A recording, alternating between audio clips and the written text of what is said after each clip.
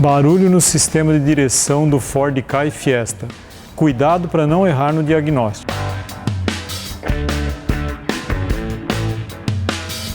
Muitas vezes o ruído no sistema de direção do Ford Ka e Fiesta pode induzir o reparador a um erro diagnóstico, acarretando substituição desnecessária de peças e prejuízo para o cliente. Quando a reclamação for ruído no sistema de direção do Ford Ka ou Fiesta, é importante fazer uma análise mais apurada do problema.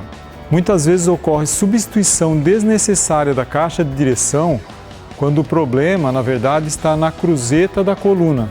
Faça uma análise apurada, detalhada da cruzeta, verificando a existência de folga ou travamento, restrição de movimento.